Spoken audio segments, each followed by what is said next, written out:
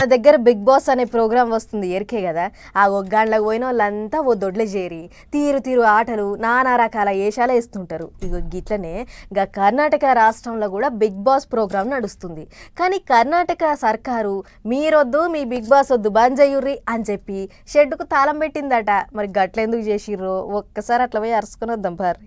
అయ్యో, Kannada big boss show 12వ season నడుమంత్రాన అయిపోయింది కదా అనుల్లా.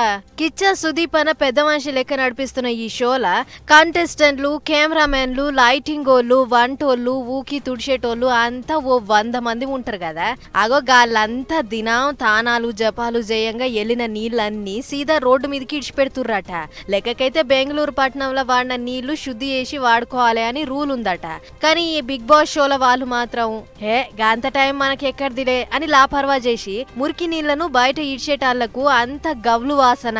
దీనికి తోడు తిని తాగి పడేసిన ప్లాస్టిక్ ఇస్తరాకులు, గిలాసులు, ఇంకా షెడ్డర్ పడ్డర బానే ఉన్నాయి. అన్ని కలిపి పెద్ద డంపింగ్ యార్డ్ లెక్క అయ్యేటాళ్లకు ఎవరో కాలుష్యం తక్కువ చేసే అధికారులకు ఫిర్యాదు చేసిర్రు. దీంతోని రంగంలోకి దిగిన అధికారులు అంతా చూసి తలుపులు దగ్గరేసి బిగ్ బాస్ హౌస్ కు తాళం పెట్టిర్రు. ఎసొంటి పర్మిషన్ లేకుండా హౌస్ నడుపుడే కాకుండా అంతా గలీజ్ చేస్తారా, చల్ నడువర్రి నుంచెల్లి అని ఎలగొట్టేటాళ్లకు కంటెస్టెంట్లను వేరే బళ్లకెక్కించి వేరే రిసార్ట్ కు పట్టుకుపోయిర్రు. అన్నట్లు బిగ్ బాస్ హౌస్ కెంచి 2,50,000 లీటర్ల గలీజ్ నీళ్లు బయటకు వచ్చినాయట. అంటే హౌస్ లో ఉన్న 100 మంది రోజుకు 135 లీటర్ల నీళ్లు వాడితే ఆ 100 మంది 18 రోజులకు వాడిన నీళ్ళన్నట్టు.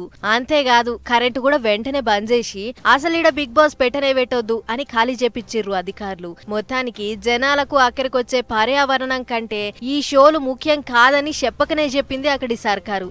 ఏదేమైనా వేరే తావుల్లో దబ్బిన్నే చాలు చేస్తామని అంటుర్రట. మరిగా ఆడనన్నా సరైన రూల్స్ పాటిస్తారో లేదో చూడాలి.